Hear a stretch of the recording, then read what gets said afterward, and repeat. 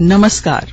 प्रादेशिक समाचार के साथ मैं पूनम किरकेट्टा। पहले मुख्य समाचार। प्रधानमंत्री ने कहा, गरीबों और मध्यम वर्ग के बच्चों के लाभ के लिए निजी मेडिकल कॉलेजों में आधी सीटों पर सरकारी मेडिकल कॉलेजों के बराबर फीस ली जाएगी। प्रधानमंत्री नरेंद्र मोदी वृद्धि और आकांक्षी अर्थव्यवस्था के लिए वित्त पोषण विषय पर आज वेबिनार को संबोधित करेंगे। मुख्यमंत्री हेमंत सोरेन धनबाद में वोकेशनल स्किल्स ट्रेनिंग सेंटर का आज ऑनलाइन उद्घाटन करेंगे। और आज अंतर्राष्ट्रीय महिला दिवस। इस वर्ष की थीम है #ब्रेक द वॉइस, यानी पूर्वाग्रह तोड़ें। और अब समाचारों में आगे बढ़ने से पहले जरूरी संदेश। श्रोताओं से अपील है कि कोविड से सुरक्षित रहने के लिए कृपया इन 4 सरल उपायों का पालन अवश्य करें। पूर्ण टीकाकरण कराएं, मास्क पहनें, 2 गज की सुरक्षित दूरी बनाए रखें, हाथ और चेहरा साफ रखें। प्रधानमंत्री नरेंद्र मोदी ने कहा है कि सरकार ने निजी चिकित्सा महाविद्यालयों में आधी सीटों पर सरकारी चिकित्सा महाविद्यालयों के बराबर शुल्क लेने का फैसला किया है। श्री मोदी ने कहा कि इससे गरीब और मध्यम वर्ग के बच्चों को लाभ होगा। जन औषधि योजना के लाभार्थियों और केंद्र के मालिकों से वर्चुअल बातचीत में श्री मोदी ने कहा कि केंद्र ने 800 से अधिक दवाओं के मूल्यों को भी नियंत्रित किया है। हमारी सरकार ने कैंसर, टीबी, डायबिटीज, हृदय रोग ऐसी बीमारियों के इलाज के लिए जरूरी 800 से ज्यादा दवाइयों की कीमत को भी नियंत्रित किया है। सरकार ने ये भी सुनिश्चित किया है कि स्टेंट लगाने और नी इम्प्लांट की कीमत भी नियंत्रित रहे। इन फैसलों से गरीबों के करीब 13,000 करोड़ रुपए बच पाए हैं। जब गरीबों और मध्यम वर्ग के हितों के बारे में सोचने वाली सरकार होती है तो सरकार के ये फैसले जन सामान्य को लाभ करते हैं और जन सामान्य भी एक प्रकार से इस योजनाओं का एम्बेसडर बन जाता है। प्रधानमंत्री नरेंद्र मोदी वृद्धि और आकांक्षी अर्थव्यवस्था के लिए वित्त विषय पर वेबिनार को संबोधित करेंगे। वेबिनार में 16 मंत्रालयों, नीति आयोग, क्षमता निर्माण आयोग और राज्य सरकारों की भागीदारी होगी। विभिन्न विषयों पर 5 सत्रों का आयोजन किया जाएगा। बुनियादी ढांचा विकास के लिए वित्त, अधिक रोजगार क्षमता वाले वित्तीय क्षेत्र और अवसंरचना के लिए सहयोग माध्यमों सहित अनेक विषयों पर विचार विमर्श होगा। वित्त मंत्रालय का उद्देश्य इन विषयों से संबंधित कार्यों को गति देने के लिए महत्वपूर्ण सुझाव प्राप्त करना है। सरकार बजट घोषणाओं को तेजी से लागू करने के लिए देश के प्रमुख क्षेत्रों में वेबिनारों की श्रृंखला आयोजित कर रही है। इसका उद्देश्य सार्वजनिक और निजी क्षेत्र तथा शिक्षा और उद्योग जगत के विशेषज्ञों के साथ विचार मंथन और विभिन्न उपायों को लागू करने की सर्वोत्तम रणनीति तैयार करना है। केंद्रीय कोयला राज्य मंत्री राव साहेब पाटिल दानवे ने कहा है कि सरकार ने कोयला उत्पादन को 60 करोड़ टन के मौजूदा स्तर से बढ़ाकर 100 करोड़ टन करने का लक्ष्य रखा है। कोयला मंत्रालय द्वारा आयोजित आजादी का अमृत महोत्सव प्रतिष्ठित सप्ताह समारोह के अवसर पर आकाशवाणी से विशेष बातचीत में श्री दानवे ने कहा कि सरकार कोयला उत्पादन बढ़ाने के लिए नवीन तकनीकों की खोज कर रही है ताकि इसका आयात कम किया जा सके। कोयला मंत्रालय ने कहा है कि इस वर्ष फरवरी में कोयला आधारित ऊर्जा उत्पादन में 7.58% की वृद्धि दर्ज की गई है। पिछले महीने के दौरान कुल बिजली उत्पादन फरवरी 2020 में उत्पन्न बिजली की तुलना में 5.49% अधिक रहा। देश में कोयला उत्पादन फरवरी 2020 में 77.99 मैट्रिक टन की तुलना में पिछले महीने 2% बढ़कर 79.54 मिलियन टन हो गया। अमृत महोत्सव के तहत आकाशवाणी के साप्ताहिक क्विज में आइए आप भी शामिल हों। आजादी के 75 वर्षों का पर्व अमृत महोत्सव प्रत्येक बुधवार शाम 7 बजे प्रसारित होने वाले प्रादेशिक समाचार के दौरान पूछे गए प्रश्न का सही उत्तर देने वाले एक प्रतिभागी इनाम का हकदार होगा। इसके लिए सुनते रहें आकाशवाणी रांची का प्रसारण। धनबाद जिला एवं सत्र न्यायाधीश उत्तम आनंद की हत्या के मामले में जेल में बंद राहुल वर्मा की जमानत अर्जी कल सीबीआई के विशेष न्यायाधीश रजनीकांत पाठक की अदालत ने खारिज कर दी।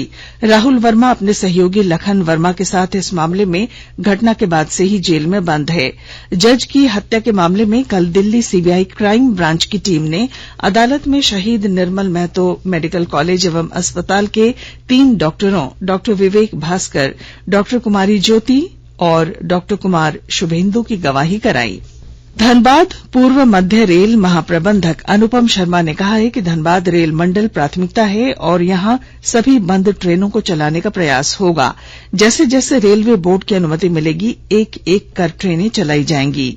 वे कल धनबाद रेल मंडल के निरीक्षण के लिए पहुंचे थे। महाप्रबंधक ने कहा कि वार्षिक निरीक्षण के दौरान रेल परियोजनाओं की प्रगति की बारीकी से समीक्षा की गई।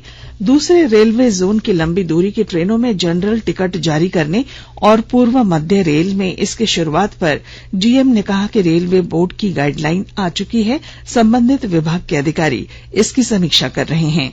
कोशिश होगी कि यात्रियों के लिए होली से पहले इसे शुरू कर दिया जाए। हावड़ा नई दिल्ली के बीच अगले साल से 160 किलोमीटर की गति से ट्रेन चलाने को लेकर धनबाद रेल मंडल की तैयारियों के बारे में उन्होंने कहा कि परियोजना पर सभी विभाग तेजी से काम कर रहे हैं। आकाशवाणी के ताजा तरीन समाचारों के लिए आप हमारी वेबसाइट newsonair.com पर लॉग ऑन कर सकते हैं।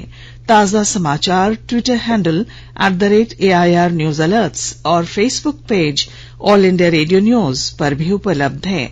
आप प्रादेशिक समाचार एकांश के ट्विटर हैंडल @AIR News _ और फेसबुक, इंस्टाग्राम पेज तथा YouTube channel AIR news Ranchi पर भी हमारे बुलेटिन सुन सकते हैं। प्रादेशिक समाचार आप आकाशवाणी रांची से सुन रहे हैं और अब पेश हैं कोरोना से बचाव के कुछ संदेश। कोविड-19 से बचाव और सुरक्षित रहने के 3 उपाय। मास्क लगाएं, 2 गज दूरी है जरूरी, सुरक्षित दूरी रखें, हाथ और मुंह साफ रखें।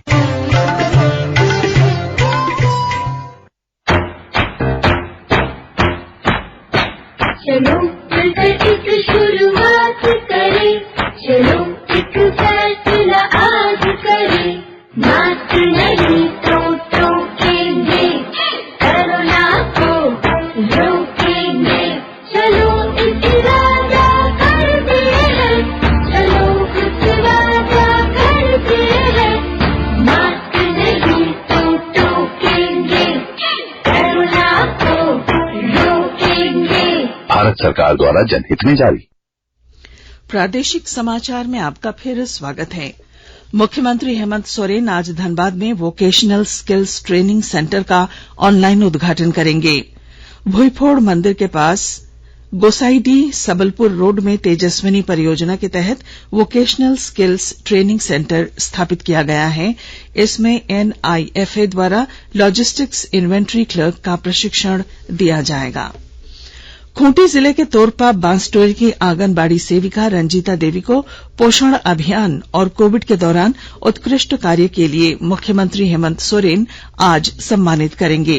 रंजीता देवी के अलावा मुरहू प्रखंड के हेसल गांव की आंगनबाड़ी सेविका सुमन आइंद को भी मुख्यमंत्री द्वारा सम्मानित किया जाएगा।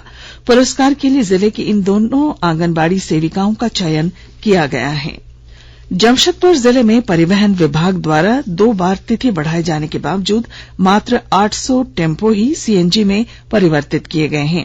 और ब्यौरा दे रहे हैं हमारे संवाददाता। परिवहन विभाग द्वारा 2 बार तिथि बढ़ाए जाने के बावजूद जमशेदपुर शहर में चल रहे 7000 डीजल टेम्पो में से अब तक मात्र 800 टेम्पो ही सीएनजी में परिवर्तित हुए हैं। पूर्वी सिंहभूम जिला परिवहन पदाधिकारी दिनेश रंजन ने बताया कि जमशेदपुर शहर में चल रहे डीजल टेम्पो चालकों को 31 मार्च तक सीएनजी में बदलने का आदेश दिया गया था। अब तक 800 डीजल टेम्पो सीएनजी में परिवर्तित हुए हैं। सभी डीजल टेम्पो चालकों से अपील है कि 31 मार्च तक सीएनजी में परिवर्तित करा ले, नहीं तो 1 अप्रैल से जांच एवं कार्रवाई की जाएगी। राजेश कुमार लालदास, आकाशवाणी समाचार, जमशेदपुर। प्रधानमंत्री नरेंद्र मोदी आज अंतर्राष्ट्रीय महिला दिवस पर शाम 6 बजे कच्छ के धोर्दो में महिला संत शिविर में आयोजित संगोष्ठी को वीडियो कॉन्फ्रेंसिंग के माध्यम से संबोधित करेंगे। यह संगोष्ठी समाज में महिला संतों की भूमिका और महिला सशक्तिकरण में उनके योगदान के प्रति सम्मान व्यक्त करने के लिए आयोजित की जा रही है। संगोष्ठी में 500 से अधिक महिला संत भाग लेंगी। इस कार्यक्रम में केंद्रीय मंत्री स्मृति जुबिन ईरानी भी भाग लेंगी। आज अंतर्राष्ट्रीय महिला दिवस है। महिलाओं की सामाजिक, आर्थिक, सांस्कृतिक और राजनीतिक उपलब्धियों को रेखांकित करने के लिए प्रत्येक वर्ष 8 मार्च को यह दिवस मनाया जाता है। यह महिलाओं की समानता के लिए प्रयास तेज करने का भी आह्वान करता है। इस वर्ष महिला दिवस की थीम है #ब्रेक द वॉइस यानी पूर्वाग्रह तोड़ें। आजादी का अमृत महोत्सव के अंतर्गत अंतर्राष्ट्रीय महिला दिवस के सप्ताह भर के समारोह 1 मार्च को शुरू हुए थे। आज राष्ट्रपति रामनाथ कोविंद द्वारा वर्ष 2020 और 21 के नारी शक्ति पुरस्कार प्रदान किए जाने के साथ ही समारोह का समापन होगा। वर्ष 2020 के लिए पुरस्कार समारोह कोविड स्थिति के कारण 2021 में आयोजित नहीं हो सके थे। वर्ष 2020 के पुरस्कार विजेता उद्यमिता, कृषि, नवाचार, सामाजिक कार्य, कला और शिल्प, विज्ञान, प्रौद्योगिकी, अभियांत्रिकी और गणित तथा वन्य जीवन संरक्षण जैसे विविध क्षेत्रों से हैं। वर्ष 2021 के नारी शक्ति पुरस्कार विजेता भाषा विज्ञान, उद्यमिता, कृषि, समाज सेवा, कला और शिल्प, मर्चेंट नेवी, शिक्षा और साहित्य तथा दिव्यांगता अधिकारों से संबंधित क्षेत्रों से हैं। केंद्रीय शिक्षा मंत्रालय ने जनता को आगाह किया है कि नकली वेबसाइट के धोखे में न आएं और नौकरी के लिए आवेदन करते समय संबंधित विभागों की आधिकारिक वेबसाइट से ही प्रामाणिक सूचना लें। मंत्रालय ने www.sarvshiksha.online, समग्र.शिक्षाअभियान.co.in को खास तौर पर जाली बताया है। मंत्रालय का कहना है कि सर्व शिक्षा अभियान से मिलते जुलते नामों से कई ऐसी नकली वेबसाइट सक्रिय हैं जो नौकरी की तलाश में लगे युवाओं को गुमराह कर रही हैं। प्रधानमंत्री स्वनिधि योजना के तहत 50 नगर निगम को उत्कृष्ट कार्य के लिए भारत सरकार द्वारा शॉर्ट लिस्टेड किया गया है। कल वीडियो संवाद के माध्यम से 50 नगर निगम टीम ने पीएम स्वनिधि के तहत किए गए कार्यों का प्रेजेंटेशन संबंधित मंत्रालय को दिया। इस प्रेजेंटेशन कार्यक्रम में देश में उत्कृष्ट प्रदर्शन करने वाले मात्र 11 नगर निगमों को ही अवसर मिला। और अब अखबारों की सुर्खियां। लगभग सभी अखबारों ने यूपी चुनाव के लिए वोटिंग खत्म होने के साथ एग्जिट पोल के दावों को अपनी सुर्खी बनाई है। हिन्दुस्तान ने लिखा है, एग्जिट पोल यूपी में भाजपा तो पंजाब में आप सरकार के आसार। प्रभात खबर ने जेईई मेन 12वीं में केमिस्ट्री की अनिवार्यता खत्म, इस खबर को पहले पन्ने पर जगह दी है। दैनिक जागरण ने अपनी सुर्खी बनाते हुए लिखा है, 7वीं जेपीएससी की मुख्य परीक्षा पर रोक लगाने से हाईकोर्ट ने किया इनकार। दैनिक भास्कर ने लिखा है, एग्जिट पोल का दावा, यूपी में भाजपा का राजयोग, पंजाब में आपका मान। अंग्रेजी अखबार हिंदुस्तान टाइम्स और द टाइम्स ऑफ इंडिया ने अपने पहले पन्ने पर प्रधानमंत्री नरेंद्र मोदी की पुतिन को जेलेंस्की से सीधे बात करने की सलाह की खबर को प्रमुखता से प्रकाशित किया है। और अब अंत में मुख्य समाचार। प्रधानमंत्री ने कहा, गरीबों और मध्यम वर्ग के बच्चों के लाभ के लिए निजी मेडिकल कॉलेजों में आधी सीटों पर सरकारी मेडिकल कॉलेजों के बराबर फीस ली जाएगी। प्रधानमंत्री नरेंद्र मोदी वृद्धि और आकांक्षी अर्थव्यवस्था के लिए वित्त पोषण विषय पर आज वेबिनार को संबोधित करेंगे। मुख्यमंत्री हेमंत सोरेन धनबाद में वोकेशनल स्किल्स ट्रेनिंग सेंटर का आज ऑनलाइन उद्घाटन करेंगे। और आज अंतर्राष्ट्रीय महिला दिवस, इस वर्ष की थीम है #ब्रेक द वॉइस यानी पूर्वाग्रह तोड़ें।